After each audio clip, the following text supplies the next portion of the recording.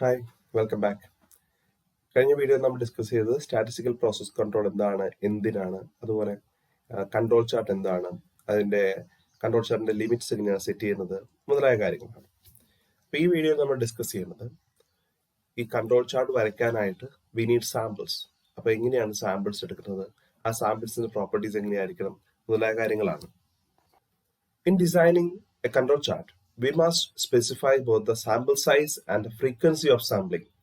അതായത് ഓരോ സാമ്പിളിന്റെ സൈസ്, നമ്മൾ ഓരോ പ്രാവശ്യം ഇങ്ങനെ സാമ്പിൾ എടുക്കുന്നു, ആ സാമ്പിളിൽ നിന്നുമാണ് നമ്മൾ ക്വാളിറ്റി ക്യാരക്ടറിസ്റ്റിക്കിന്റെ സ്റ്റാറ്റിസ്റ്റിക് കാൽക്കുലേറ്റ് ചെയ്യുന്നത്. ആ സ്റ്റാറ്റിസ്റ്റിക് ആണ് നമ്മൾ കൺട്രോൾ ചാർട്ടിൽ പ്ലോട്ട് ചെയ്യുന്നത്.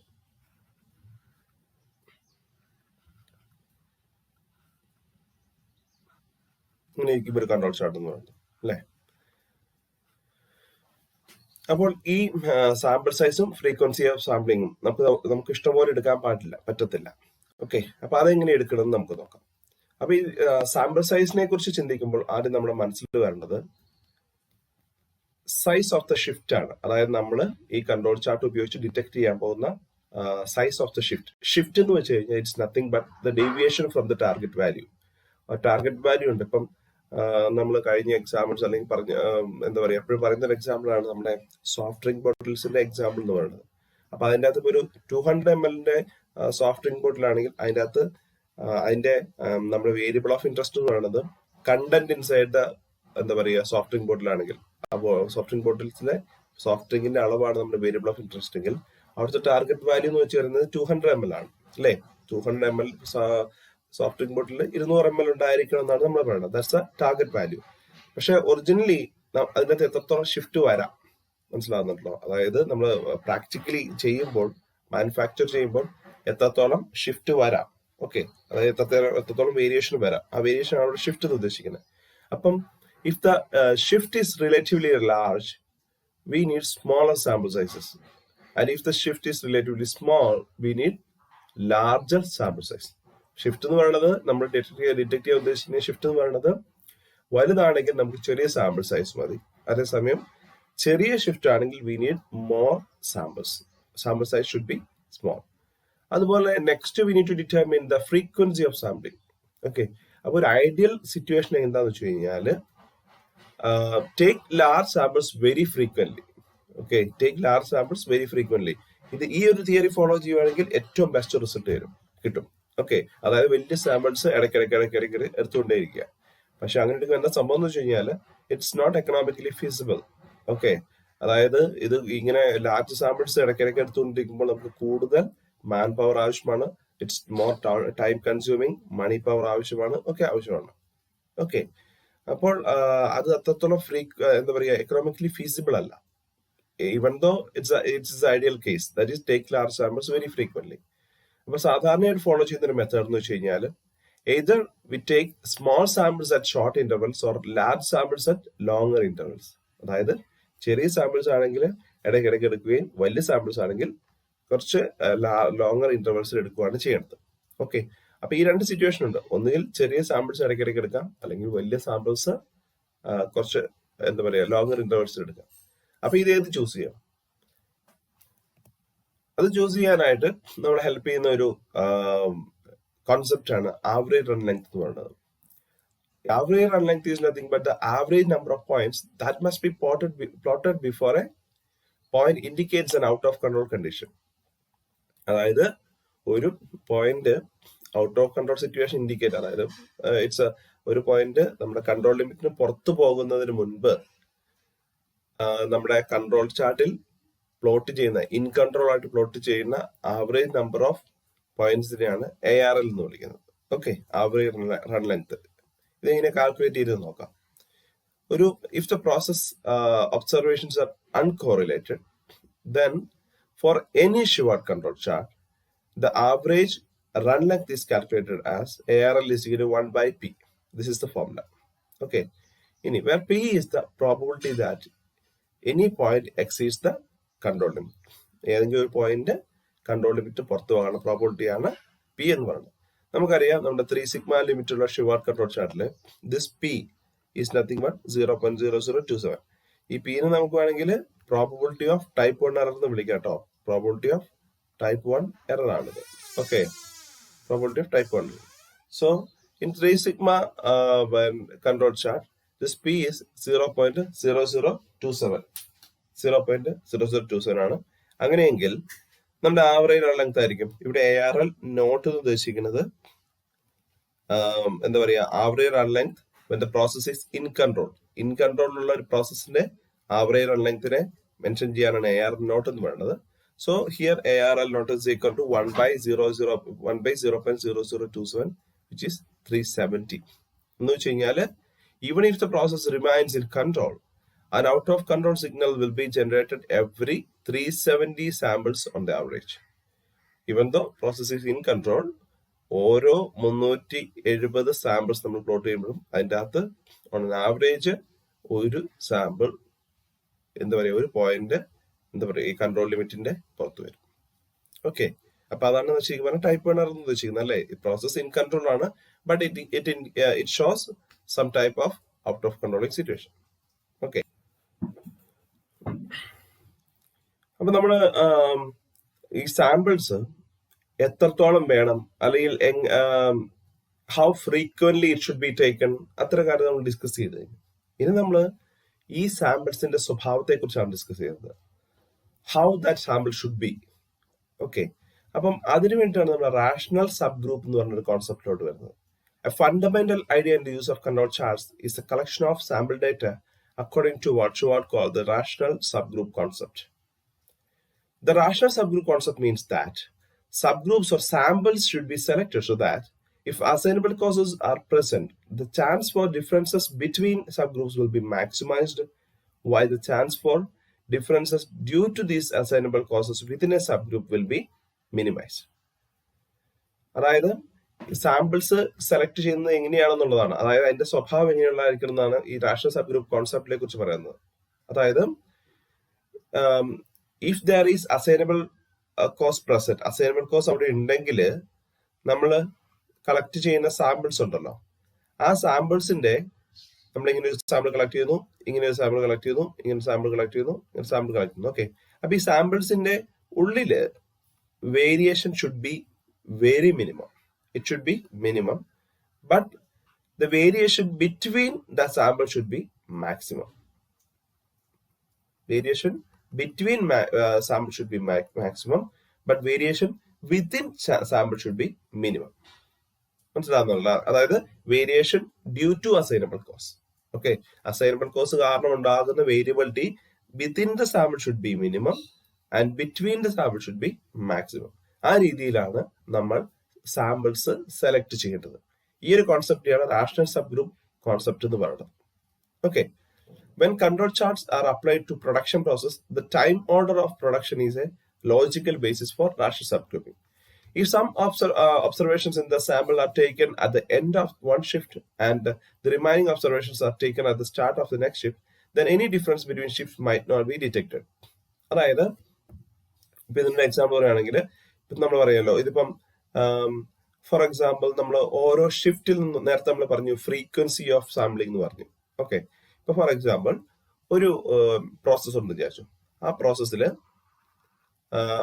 ആദ്യത്തെ 2 മണിക്കൂർ ഒരാളാണ് വർക്ക് ചെയ്യുന്നത്, അടുത്ത 2 മണിക്കൂർ അടുത്ത ആൾ വർക്ക് ചെയ്യുന്നു, അടുത്ത 2 മണിക്കൂർ മൂന്നാമത്തെ ആൾ വർക്ക് ചെയ്യുന്നു. ഇങ്ങനെയാണ് പോയിക്കൊണ്ടിരിക്കുന്നത് വിചാരിച്ചു.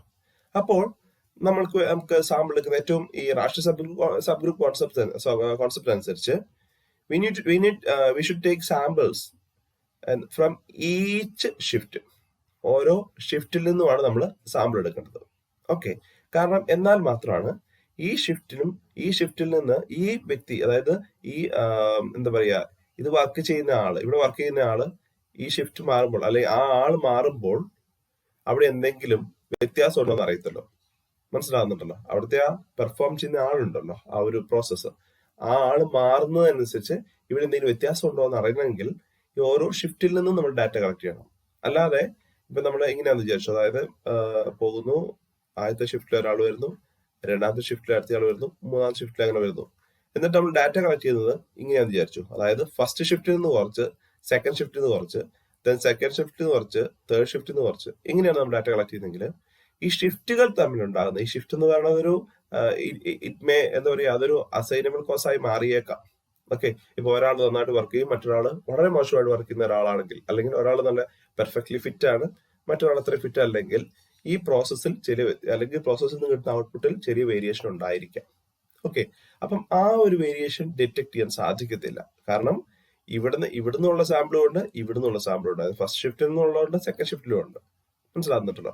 സോ അങ്ങനെയുള്ള കേസസിലൊക്കെ ഈ ഓരോ ഷിഫ്റ്റിൽ നിന്ന് തന്നെ സാമ്പിൾ എടുക്കുന്നതാണ് റാഷണൽ സബ് ഗ്രൂപ്പ് പ്രകാരം ബെറ്റർ. ഇനി ഈ റാഷണൽ സബ് ഗ്രൂപ്പ് കോൺസെപ്റ്റ് അനുസരിച്ച് എങ്ങനെ സാമ്പിൾ എടുക്കാം? അതിന് പ്രധാനമായിട്ട് 2 അപ്രോച്ചാണുള്ളത്. അതിന് ഫസ്റ്റ് അപ്രോച്ചിനെ വിളിക്കുന്ന പേര് സ്നാപ്ഷോട്ട് അപ്രോച്ച് എന്നാണ്.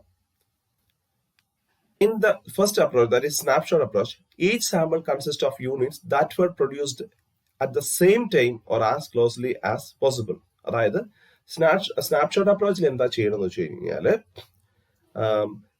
സാമ്പിൾ എടുക്കുന്ന വെച്ച് കഴിഞ്ഞാല് ഈ units produced almost at same time, ഏകദേശം ഒരേ സമയത്ത് പ്രൊഡ്യൂസ് ചെയ്ത പ്രൊഡക്റ്റ് എന്താ പറയുക സാമ്പിളിനെയാണ് എടുക്കുന്നത്. ഇപ്പൊ പ്രൊഡക്ഷൻ ഇങ്ങനെ പോയിക്കൊണ്ടിരിക്കുകയാണെങ്കിലും ഒരു സാമ്പിൾ എടുക്കുന്നത് ഇവിടുന്നും ഇങ്ങനെ പല സ്ഥലത്ത് നിന്നല്ല എടുക്കുന്നത്. അത് ഓൾമോസ്റ്റ് ഒരേ ടൈമിൽ പ്രൊഡ്യൂസ് ചെയ്ത സാമ്പിൾ ആണ് എടുക്കുന്നത്. ഓക്കെ, ഏറ്റവും അടുത്തടുത്തായിട്ട് പ്രൊഡ്യൂസ് ചെയ്ത കോൺസിക്യൂട്ടീവ് സാമ്പിൾസ് ആണ് എടുക്കുന്നത്. This approach is used when the primary purpose of the control chart is to detect process shift. അപ്പൊ പ്രോസസ് ഷിഫ്റ്റ് ഡിറ്റക്ട് ചെയ്യാനായിട്ടുള്ള അതാണ് നമ്മുടെ എന്താ പറയാ ഈ കൺട്രോൾ ചാർട്ട്സിന്റെ അല്ലെങ്കിൽ ഈ അപ്രോച്ചിന്റെ പ്രൈമറി ഒബ്ജക്റ്റീവ് അതാണെങ്കിലാണ് നമ്മൾ പ്രധാനമായിട്ട് ഉപയോഗിക്കുന്നത്. It minimizes the chances of variability due to assignable causes within a sample and it maximizes the chances of variability between samples if assignable causes are present. നമ്മളറിയാം ഇങ്ങനെ അടുത്തടുത്ത് എടുക്കുമ്പോൾ എന്താ സംഭവിച്ചു കഴിഞ്ഞാൽ ഈ സാമ്പിളിന്റെ ഉള്ളിലുള്ള വേരിയബിലിറ്റി വളരെ കുറവായിരിക്കും. ഇനി കുറച്ച് കഴിഞ്ഞാൽ സാമ്പിൾ എടുക്കുന്ന അർത്ഥം ഇവിടെ ആയിരിക്കും. മനസ്സിലാകുന്നുണ്ടോ? ഒരു പക്ഷേ ഇതിന്റെ ഇടയ്ക്ക് ഇവിടെ ഒരു അസൈൻമെന്റ് കോസ് സംഭവിക്കുകയാണെങ്കിൽ, ഇവിടെ ഒരു ഡീവിയേഷൻ സംഭവിക്കുകയാണെങ്കിൽ ഇതിനുള്ള അഫക്ട് ചെയ്യത്തില്ല, പക്ഷെ ഇതിന്റെ ഉള്ളിൽ അഫക്ട് ചെയ്യും. അപ്പൊ നമുക്കത് ഡിറ്റക്ട് ചെയ്യുകയും ചെയ്യാം. Okay, so variability within the sample will be minimum, between sample will be maximum. Okay, it also provides a better estimate of the standard deviation of the process in the case of variable control charts. This approach to rational subgrouping essentially gives a snapshot of the process at each point in time where a sample is collected. ഈ process ഇങ്ങനെയാ പോകുന്നത്, നോക്കിയോ, ഈ process ഇങ്ങനെ പോയിക്കൊണ്ടിരിക്കുകയാണ്. Okay, അപ്പോൾ നമ്മൾ ഇത് പറഞ്ഞു. ഈ സ്നാപ്ഷോട്ട് അപ്രോച്ചില് നമ്മൾ ഡാറ്റ കളക്ട് ചെയ്യുന്നത് ഓൾമോസ്റ്റ് അറ്റ് സെയിം ടൈമിലാണ്. ഈ sample produced almost at same ടൈമിൽ പ്രൊഡ്യൂസ് ചെയ്ത സാമ്പിൾസിനാണ് എടുക്കുന്നത്. ഓക്കെ, അപ്പൊ ഇതിന്റെ പ്രത്യേകത എന്ന് വെച്ച് കഴിഞ്ഞാല്, ഇപ്പൊ സപ്പോസ് ഇവിടെ ഒരു ഡീവിയേഷൻ സംഭവിച്ചു, അല്ലെങ്കിൽ ഇവിടെ ഒരു ഷിഫ്റ്റ് സംഭവിച്ചെങ്കിൽ it will not affect this one. മനസ്സിലാകുന്നുണ്ടല്ലോ? സോ ഇതിന്റെ ഉള്ളിലെ വേരിയബിലിറ്റിനെ അത് അഫക്ട് ചെയ്യത്തില്ല. ഈ സാമ്പിളിന്റെ ഉള്ളിലെ വേരിയബിലിറ്റിനെ അഫക്ട് ചെയ്യത്തില്ല. ഈ സാമ്പിളിന്റെ ഉള്ളിലെ വേരിയബിലിറ്റിനെ അത് അഫക്ട് ചെയ്തില്ല. പക്ഷേ ഈ ഷിഫ്റ്റ് ഇത് തമ്മിലുള്ള വേരിയബിലിറ്റിയെ, ഈ രണ്ട് വേരിയബിൾസും തമ്മിലുള്ള വേരിയബിലിറ്റിയെ, അല്ലെങ്കിൽ സാമ്പിൾസ് തമ്മിലുള്ള വേരിയബിലിറ്റിയെ, ബിറ്റ്വീൻ ദ സാമ്പിൾസിനെ അത് അഫക്ട് ചെയ്യും, അതിനത് കാണിക്കും. ഓക്കെ, അപ്പൊ നമുക്കത് കറക്റ്റ് ഡിറ്റക്ട് ചെയ്യാൻ പറ്റും. ഓക്കെ, ഇവിടെ ഒരു ഷിഫ്റ്റ് ഉണ്ട്, അത് നോക്കിയേ. ഇവിടെ ആദ്യം ഇതിൽ നിന്ന് വന്നു, അപ്പൊ ഇത് ഇവിടെ വന്നു. ഇവിടെ നിന്ന് ഒരു ഷിഫ്റ്റ് സംഭവിച്ചിട്ടുണ്ട്. ഇതുണ്ടോ, ഇത് ഇവിടെ നേരെ ഇവിടുന്ന് മേലോട്ട് ഷിഫ്റ്റ് സംഭവിച്ചിട്ടുണ്ട്. അത് ക്ലിയർ ആയിട്ട് നമുക്ക് ഇവിടെ മനസ്സിലാക്കാം. അടുത്ത് ഈ രണ്ടിന്റെ ഇടയ്ക്ക് ഷിഫ്റ്റ് സംഭവിച്ചിട്ടില്ല. സോ അത് മനസ്സിലായി. ദെൻ ഇവിടുന്ന് ഈ മൂന്നാമത്തേലും നാലാമത്തേലും ഒരു ഷിഫ്റ്റ് സംഭവിച്ചിട്ടുണ്ട്. See it's clear here. Okay, നാലാമത്തും അഞ്ചാമത്തും തമ്മിൽ വലിയ വ്യത്യാസമില്ല, പക്ഷെ അഞ്ചാമത്തും ആറാമത്തേലേക്ക് ഒരു ഷിഫ്റ്റ് സംഭവിച്ചിട്ടുണ്ട്. ദെൻ 6നും 7നും വ്യത്യാസമില്ല, 7ന് 8ലോട്ട് വലിയൊരു ഷിഫ്റ്റ് സംഭവിച്ചിട്ടുണ്ട്. ഓക്കെ, ഇതൊക്കെ നമുക്ക് ക്ലിയർ ആയി, ഈ ഷിഫ്റ്റ് ഒക്കെ ക്ലിയർ ആയിട്ട് നമുക്ക് ഈ കൺട്രോൾ ചാർട്ടിൽ വ്യക്തമാണ്. കൺട്രോൾ ചാർട്ടിൽ നിന്നും വ്യക്തമാണ്. എങ്ങനെയാന്ന് വെച്ച് കഴിഞ്ഞാൽ നമ്മൾ അതായത് ഓൾമോസ്റ്റ് ഒരേ ടൈമിൽ എടുക്കുമ്പോൾ. ഓക്കെ, ഇനി റാൻഡം സാമ്പിൾ അപ്രോച്ച്. വെച്ചാൽ രണ്ടാമത്തെ അപ്രോച്ചാണ്. ഓക്കെ, ആ രണ്ടാമത്തെ അപ്രോച്ച് എന്താ ചെയ്യുന്നത് വെച്ച് കഴിഞ്ഞാൽ, the method of rational subgrouping is often used when the control chart is employed to make decisions about the acceptance of all units of product that have been produced since the last sample. അതായത് ഇത് നമ്മൾ ഉപയോഗിക്കുന്ന എപ്പോഴാന്ന് വെച്ചാൽ, ഇപ്പൊ for example ഇവിടെ നമ്മൾ കണ്ടു കഴിഞ്ഞു, ഈ പ്രോസസ് നമ്മൾ കണ്ടു കഴിഞ്ഞു. അതായത് ഇവിടുന്ന് ഇവിടം വരെ ഒരു ഷിഫ്റ്റ് ഉണ്ട്, ദെൻ അടുത്തത് ഇവിടെ വരുന്നു, ഇങ്ങനെ വരുന്നു വിചാരിച്ചാൽ. ഓക്കെ, ഫോർ എക്സാമ്പിൾ ഇവിടെ നമ്മൾ ഇതിനെ ഓരോരോ ഷിഫ്റ്റുകളായിട്ട് കൺസിഡർ ചെയ്ത് വിചാരിച്ചു. അപ്പം ഇവിടെ നിന്നും ഇവിടെ വരേക്കും പ്രൊഡ്യൂസ് ചെയ്തിട്ടുള്ള മൊത്തം പ്രോഡക്റ്റിനെ കുറിച്ച് ഒരു ഡിസിഷൻ എടുക്കണം. ഓക്കെ, അതായത് ഇത് അക്സെപ്റ്റ്, ഫോർ എക്സാമ്പിൾ ഇതൊരു കുറെ പ്രോസസ്സിന്റെ എന്താ പറയാ കുറെ മെഷീൻസ് കൂടിയതാണെന്ന് ചോദിച്ചാൽ, അല്ലെങ്കിൽ കുറെ പ്രോസസ്, ഇതൊരു ആ പ്രോസസ്സിന്റെ ഒരു ആദ്യത്തെ ഘട്ടമാണ്, ഇത് സെക്കൻഡ് ഫേസ് ആണ്, ഇതൊരു തേർഡ് ഫേസ് ആണ്, അങ്ങനെയാന്ന് വിചാരിച്ചു. അപ്പം ഈ ഫസ്റ്റത്തെ ഫേസിൽ നിന്നും വരുന്ന മൊത്തത്തിലുള്ള ഈ പ്രൊഡ്യൂസ് ചെയ്ത, ഇപ്പൊ ആദ്യത്തെ ഒരു 1 hour പ്രൊഡ്യൂസ് ചെയ്ത മൊത്തം ഐറ്റത്തിനെ കുറിച്ച് അല്ലെങ്കിൽ മൊത്തം പ്രോഡക്റ്റിനെ കുറിച്ച് ഒരു ഡിസിഷൻ എടുക്കണം, whether we should accept or reject എന്ന് പറയണം. അപ്പൊ എന്ത് ചെയ്യണം, അപ്പൊ ഏതെങ്കിലും ഒരു പർട്ടിക്കുലർ പോയിന്റിൽ നിന്ന് മാത്രം സാമ്പിൾ എടുത്താൽ പറ്റത്തില്ല. We need to take sample from random, we need to take random samples from the എന്താ പറയാ ഫ്രം ദ പോപ്പുലേഷൻ. അപ്പൊ ഇതാണ് ആ 1 മണിക്കൂറിൽ പ്രൊഡ്യൂസ് ചെയ്ത മൊത്തം എലമെന്റ് ആണ് പോപ്പുലേഷൻ എന്ന് പറയുന്നത്. അതിന്റെ അകത്തു നിന്നും നമ്മൾ റാൻഡം ആയിട്ട് എടുക്കണം. ഓക്കെ, അല്ലാതെ ഒരു പർട്ടിക്കുലർ സ്ഥലത്ത് മാത്രം എടുത്താൽ പറ്റത്തില്ല. ഓക്കെ, അതിങ്ങനെ ഇരിക്കും. അപ്പം ഇത്തരം കേസസിൽ ആണ് നമ്മൾ ഈ റാൻഡം സാമ്പിൾ അപ്രോച്ച് ഉപയോഗിക്കുന്നത്. ഓക്കെ, ഇനി ഈ റാൻഡം സാമ്പിൾ അപ്രോച്ച് ഉപയോഗിക്കുന്ന മറ്റൊരു കാരണം കൂടെ ഉണ്ട്. ഇവിടെ നമ്മൾ സ്നാപ്ഷോട്ട് അപ്രോച്ച് ഉപയോഗിക്കുമ്പോൾ എന്താ സംഭവം എന്ന് വെച്ച് കഴിഞ്ഞാല്, ഇപ്പൊ സപ്പോസ് ഇവിടെ കണ്ടോ, ഈ സ്നാപ്ഷോട്ട് അപ്രോച്ചില് ഇതിൽ നമ്മൾ വളരെ യൂസ്ഫുൾ ആയിട്ടൊരു അപ്രോച്ച് ആണ്. ഇതിന്റെ വിത്തിൻ വേരിയബിലിറ്റി കുറയ്ക്കുകയും ബിറ്റ്വീൻ വേരിയബിലിറ്റി കൂട്ടുകയും ചെയ്യും. പക്ഷെ ഇതിന്റെ ഒരു പ്രോബ്ലം എന്താ വെച്ച് കഴിഞ്ഞാല്, സപ്പോസ് ഇതാണ് ഇവിടെ നിന്നുണ്ടോ, ഇവിടെ ഇങ്ങനെ സംഭവിക്കുന്നു, ഈ പ്രോസസ് ഇങ്ങനെ സ്റ്റാർട്ട് ചെയ്ത് ഇവിടുന്ന് വലിയൊരു ഷിഫ്റ്റ് സംഭവിച്ച് തിരിച്ച് ഇങ്ങോട്ട് വന്നു. അല്ലെങ്കിൽ ഇവിടെ നോക്കുകയാണെങ്കിൽ ഈ ഒരു ഷിഫ്റ്റ് സംഭവിച്ച് ഇവിടെ ഒരു ഷിഫ്റ്റ് സംഭവിച്ചിട്ട് തിരിച്ച് മീനിലോട്ട് വന്നു. ഇവിടെ മീൻ എന്ന് പറയുന്നത് ഫോർ എക്സാമ്പിൾ 10 ആണെന്ന് ചോദിച്ചു. മീൻ 10 ആണെങ്കിൽ ഇതിന്റെ ഇടയ്ക്ക് എന്തോ ഒരു അസൈൻമെന്റ് കോഴ്സ് വന്നിട്ട് അതൊരു 12 പോയി. മീൻ 12 പോയിട്ട് തിരിച്ച് കുറച്ച് കഴിയുമ്പോഴും അത് ഓട്ടോമാറ്റിക്കലി റെഡി ആയിട്ട് എന്ത് സംഭവിച്ചു, 10 വന്നു. ഈ ഷിഫ്റ്റ് ഒരിക്കലും ഡിറ്റക്ട് ചെയ്യപ്പെട്ടില്ല ഇങ്ങനെ ഒരു സാമ്പിൾ എടുക്കുകയാണെങ്കിൽ. കാരണം ഈ സാമ്പിളിലും അത് എന്താ പറയുക, അതിനകത്ത് കാണത്തില്ല. ഈ സാമ്പിളിലും ആ ഷിഫ്റ്റിന്റെ ഇമ്പാക്ട് ഉണ്ടാകത്തില്ല. കാരണം ഇത് പോയിട്ട് തിരിച്ചു വന്നു. ആ ഷിഫ്റ്റ് തിരിച്ചു വരാതെ അത് എന്താ പറയുക, ഈ ഷിഫ്റ്റ് അതിൽ തന്നെ കണ്ടിന്യൂ ചെയ്യുവാണെങ്കിൽ അടുത്ത സാമ്പിൾ അത് ഡിറ്റക്ട് എന്താ പറയുക, അത് റിഫ്ലക്ട് ചെയ്യും. പക്ഷെ ഇവിടെ അത് തിരിച്ചു വന്നിരിക്കുകയാണ്. അതുപോലെ ഇവിടെ നോക്കുവാണെങ്കിൽ ഇവിടെ നിങ്ങൾ താഴോട്ട് ഒരു ഷിഫ്റ്റ് വന്നു. അതായത് ഇവിടെ മ്യൂ 10 ആണ് എങ്കിൽ ഇവിടെ ഒരു പക്ഷേ മ്യൂ 1 സംതിങ് ലൈക്ക് 9 ആയെന്ന് വിചാരിച്ചു. ഈ ഷിഫ്റ്റ് ഇത് രണ്ടിലും ഡിറ്റക്ട് ചെയ്യത്തില്ല. അതേസമയം നമ്മൾ റാൻഡം സാമ്പിൾ അപ്രോച്ച് എടുക്കുകയാണെങ്കിൽ ഇതിന്റെ ഉള്ളിലുണ്ടാകുന്ന ഈ ടൈം ഇന്റർവെല്ലിൽ ഉണ്ടാകുന്ന ഏത് ഷിഫ്റ്റും ഇത് അത് ഡിറ്റക്ട് ചെയ്യും. കാരണം ഇതെന്ന് റാൻഡം ആയിട്ടാണ് ചൂസ് ചെയ്തത്, റാൻഡം ആയിട്ടാണ് നമ്മൾ സാമ്പിൾ സെലക്ട് ചെയ്തിരിക്കുന്നത്. ഇപ്പം ഇവിടുന്ന് ഒരു എന്താ പറയുക ഒരു ഷിഫ്റ്റ് ഉണ്ടായാലും ഇവിടുന്ന് ഒരു ഷിഫ്റ്റ് ഉണ്ടായാലും ഇങ്ങനെ ഷിഫ്റ്റ് ഉണ്ടായാലും ഇതിന്റെ ഒക്കെ റെപ്രസെന്റേറ്റീവ്സ് ചേർന്നായിരിക്കും ഇവിടെ വരുന്നത്, നമ്മുടെ ഈ സ്റ്റാറ്റിസ്റ്റിക്കിൽ വരുന്നത്. അല്ലെങ്കിൽ സാമ്പിളിൽ ഇതിന്റെ ഒക്കെ റെപ്രസെന്റേറ്റീവ്സ് ഉണ്ടായിരിക്കും. Okay, so if the process shifts to an out of control state and then back in control again between samples, it is sometimes argued that the snapshot method of rational subgrouping will be ineffective against these types of shifts, and so the random sample method must be used. Okay, അപ്പം random sample method ഉപയോഗിക്കുന്ന പ്രധാനമായിട്ട് 2 കാര്യങ്ങളാണ് ഇപ്പൊ പറഞ്ഞത്. അതായത് ഒന്ന്, ഈ മൊത്തം ഒരു പർട്ടിക്കുലർ ടൈമിന്റെ ഉള്ളിൽ പ്രൊഡ്യൂസ് ചെയ്ത അത്രയും പ്രൊഡക്റ്റിനെ കുറിച്ച് നമുക്കൊരു ഡിസിഷൻ എടുക്കണം, whether to accept or reject. അത്തരം സിറ്റുവേഷനിൽ നമുക്ക് ഇത് ഉപയോഗിക്കും. അതുപോലെ ഇതിന്റെ പ്രധാന പ്രത്യേകത എന്ന് വെച്ച് കഴിഞ്ഞാൽ ഇത് സ്നാപ്ഷോട്ടിനേക്കാളും ചില കേസിലെങ്കിലും ബെറ്റർ ആകുന്ന എപ്പോഴാന്ന് വിചാരിച്ചാൽ ഈ ഷിഫ്റ്റിനുള്ളിൽ ഉണ്ടാകുന്ന വേരിയേഷൻസ്, അതായത് ഒരു ഷിഫ്റ്റ് സംഭവിച്ച് തിരിച്ചു വന്നു കഴിഞ്ഞാൽ അത് സ്നാപ്ഷോട്ട് അപ്രോച്ചിൽ റിഫ്ലക്ട് ആകത്തില്ല. അതേസമയം റാൻഡം സാമ്പിൾ അപ്രോച്ചിൽ അത് റിഫ്ലക്ട് ആകും. സോ ഇത് രണ്ടുമാണ് നമ്മൾ റാഷണൽ സബ് ഗ്രൂപ്പ്സ് സെലക്ട് ചെയ്യാനായിട്ട്, അല്ലെങ്കിൽ സാമ്പിളിനെ സെലക്ട് ചെയ്യാനായിട്ട് നമ്മൾ പ്രധാനമായിട്ട് ഉപയോഗിക്കുന്ന മെത്തേഡ്സ്. ഓക്കെ, ഇനി ഇതല്ലാതെ വേറെ ചില മെത്തേഡ്സ് കൂടി ഉണ്ട്.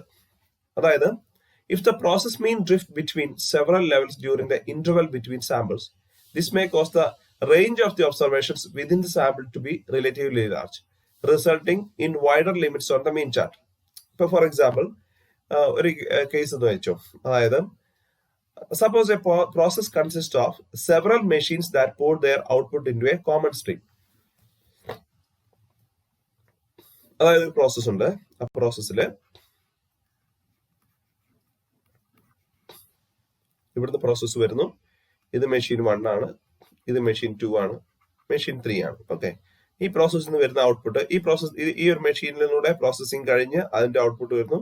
അത് ഇങ്ങോട്ട് പോകുന്നു, ദെൻ മെഷീൻ 3 പോകുന്നു, ദെൻ ഫൈനൽ ഔട്ട്പുട്ടിലോട്ട് വരുന്നു.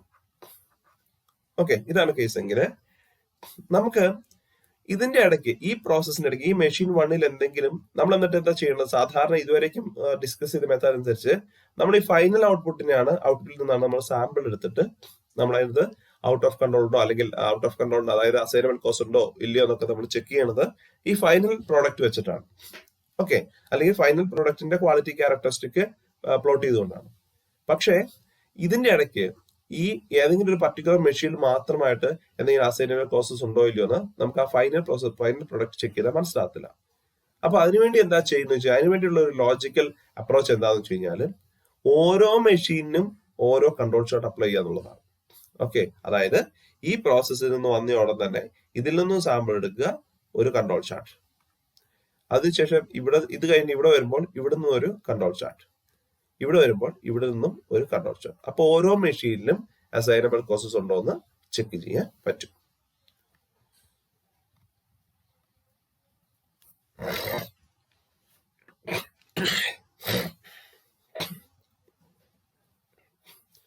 ഇനി നമ്മള് ഡിസ്കസ് ചെയ്യാൻ പോകുന്ന കോൺസെപ്റ്റ് എന്ന് പറഞ്ഞാൽ how to read a control chart. അതായത് ഒരു കൺട്രോൾ ചാർട്ടിൽ നിന്നും പ്രോസസ് ഔട്ട് ഓഫ് കൺട്രോൾ ആണോ ഇല്ലയോ എന്ന് എങ്ങനെ ചെക്ക് ചെയ്യാം. ഓക്കെ, നമ്മൾ ഓൾറെഡി പറഞ്ഞു കഴിഞ്ഞു ഒരു കൺട്രോൾ ചാർട്ടിൽ നിന്നും ആ പ്രോസസ്സ് ഔട്ട് ഓഫ് കൺട്രോൾ ആണ്. ഔട്ട് ഓഫ് കൺട്രോൾ ആവുന്ന എപ്പോഴാ? അവിടെ അസൈനബിൾ കോസസ് ഉണ്ടാകുമ്പോഴാണ്. Variation due to assignable causes ഉണ്ടാവുകയാണ്. അപ്പം ആ അസൈനബിൾ കോസസിന്റെ സാന്നിധ്യം അവിടെ ഉണ്ടോ ഇല്ലയോ എന്ന് അറിയാനായിട്ട് എങ്ങനെ അറിയാം? അപ്പൊ ഇതുവരെയ്ക്കും നമ്മൾ ഒരു മെത്തേഡാണ് ഡിസ്കസ് ചെയ്തത്. അതായത് if any point plot outside the control limit നമ്മൾ എന്ത് പറയും? We will consider it as out of control. Okay, അപ്പൊ ഇത് മാത്രമല്ല, ഇതല്ലാതെ തന്നെ പല നോൺ റാൻഡം പാറ്റേൺസ് ഉണ്ട്. ഇപ്പൊ ഇവിടെ നോക്കുവാണെങ്കിൽ this is A non random control chart with non random pattern. നോക്കിയും ഇവിടെ നിന്ന് ഇങ്ങനെ പോയി മുകളിലോട്ട് പോയി താഴോട്ട് വന്ന് ഇങ്ങോട്ട് വന്ന് ഇത് വന്നു. അപ്പൊ ഇവിടെ ഒരു കറക്റ്റായ പാറ്റേൺ ഉണ്ട്. ഇവിടെ പോയി കഴിഞ്ഞാൽ അടുത്ത് താഴേക്ക് വരും, ദെൻ ഇവിടെ പൊന്തി കഴിഞ്ഞാൽ പിന്നെ അടുത്ത് താഴോട്ട് പോകും. ഓക്കെ, അപ്പൊ ഇതുപോലെ കുറെ നോൺ റാൻഡം പാറ്റേൺസ് ഉണ്ട്. അല്ലെങ്കിൽ നമുക്ക് പ്രധാനമായിട്ടും കുറച്ച് സ്റ്റാൻഡേർഡ് ആയിട്ടുള്ള 10 റൂൾസ് ഉണ്ട്. ഓക്കെ, ഈ കൺട്രോൾ ചാർട്ട് ഇൻ കൺട്രോൾ ആണോ ഔട്ട് ഓഫ് കൺട്രോൾ ആണോ, പ്രോസസ് ഇൻ കൺട്രോൾ ആണോ ഔട്ട് ഓഫ് കൺട്രോൾ ആണോ അറിയാൻ വേണ്ടിയിട്ട് we have 10 sensitizing rules for Shewhart control charts. Okay, അതെന്തൊക്കെയാണെന്ന് നോക്കാം. ഫസ്റ്റ് പോയിന്റ് എന്ന് വെച്ച് കഴിഞ്ഞാല് ഒന്നോ അതിൽ കൂടുതലോ പോയിന്റ്സ് കൺട്രോൾ ലിമിറ്റ്സിന് പുറത്തു പോകുമ്പോൾ, അത് നമ്മൾ ഓൾറെഡി ഡിസ്കസ് ചെയ്ത കാര്യം. രണ്ടാമത്തെ ഇതെന്ന് വെച്ച് കഴിഞ്ഞാൽ two of 3 consecutive points outside the 2 sigma warning limits. Okay, നമ്മൾ ഓൾറെഡി ഡിസ്കസ് ചെയ്ത കാര്യമാണ് 2 സിഗ്മ ലിമിറ്റ്. അപ്പം ഇത്തരം കൺട്രോൾ ചാർട്ടിന്റെ ഈ ബിഹേവിയർ അല്ലെങ്കിൽ പാറ്റേൺ റീഡ് ചെയ്യാനായിട്ട് ഈ കൺട്രോൾ ചാർട്ടിനെ 3 സോൺസ് ആയിട്ട് തിരിച്ചിട്ടുണ്ട്, എ ബി സി. ഇത് വേറെ സംഭവമൊന്നുമല്ല. എ എന്ന് വെച്ച് കഴിഞ്ഞാല് ഇപ്പൊ ഇതിനെ അതായത് 1 sigma limit, 2 sigma limit, 3 sigma limit. അപ്പൊ 3 ലിമിറ്റ് ഇതിന്റെ അകത്ത് പ്ലോട്ട് ചെയ്യും. ദെൻ സോൺ സി എന്ന് വെച്ച് കഴിഞ്ഞാല് ഈ സെൻട്രൽ ലൈനും 1 സിഗ്മ ലിമിറ്റും ഇടയിലുള്ള ഏരിയ ആണ്. സെൻട്രൽ ലൈനും 1 സിഗ്മ ലിമിറ്റും ഇടയിലുള്ള ഏരിയ ആണ് സോൺ സി എന്ന് പറയുന്നത്. ഇനി സോൺ ബിയോ 1 സിഗ്മ ലിമിറ്റിനും 2 സിഗ്മ ലിമിറ്റും ഇടയിലുള്ള ഏരിയ ആണ് zone B.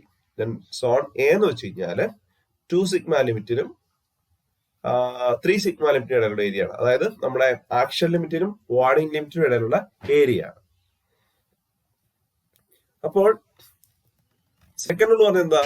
2 of 3 consecutive points outside the 2 sigma warning limits. അതായത് ഇതുണ്ടോ ഇവിടെ അതിന്റെ ഒരു എക്സാമ്പിൾ ആണ്. ഇവിടെ കേസ് നോക്കി, അടുപ്പിച്ച് 2 പോയിന്റ്സ് ഈ 2 സിഗ്മ ലിമിറ്റ് പുറത്തു പോയിട്ടുണ്ട്. ഓക്കെ, അപ്പൊ ഇത്തരം കേസസിൽ നമുക്ക് ഇവിടെയുണ്ട്. അപ്പൊ ഇത്തരം കേസസിൽ നമുക്ക് എന്ത് ചെയ്യാൻ പറ്റും? അവിടെ ഒരു ഔട്ട് ഓഫ് കൺട്രോൾ സിറ്റുവേഷൻ നമുക്ക് പറയാൻ പറ്റും. അടുത്ത റൂൾ എന്ന് പറയുന്നത് 4 of 5 consecutive points beyond the 1 sigma limit ആണ്. ഓക്കെ, അതായത് 4 of 5 consecutive limits beyond the 1 sigma limit. അതായത് ഈ സോൺ എന്താ പറയാ, ഈ സോൺ 1 ഉണ്ടല്ലോ, സോൺ സിക്ക് പുറത്തായിട്ട് 5 കോൺസിക്യൂട്ടീവ് പോയിന്റ്സിൽ 4 പുറത്ത് കിടക്കണം.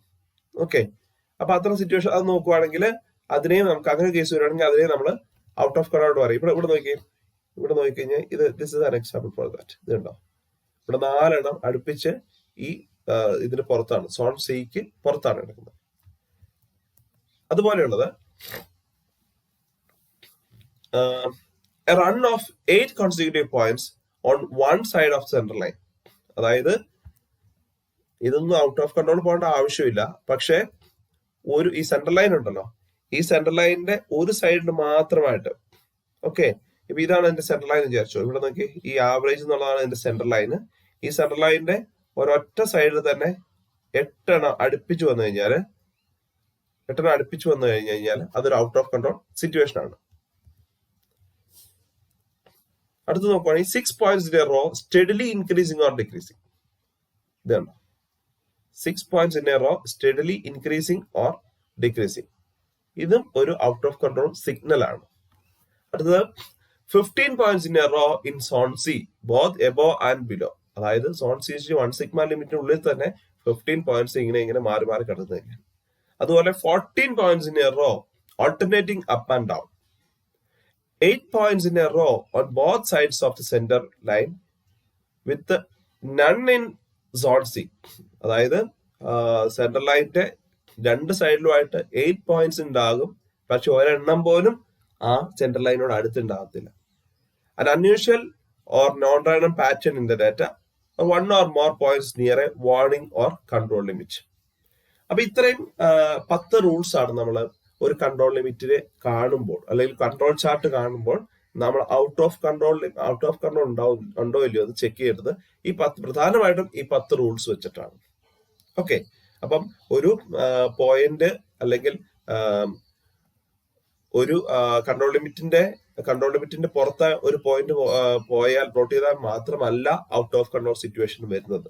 ഓക്കെ, അല്ലാതെ ആ 10 റൂൾസിൽ ഏത് വന്നു കഴിഞ്ഞാലും ഔട്ട് ഓഫ് കൺട്രോൾ സിഗ്നൽ കാണിക്കും.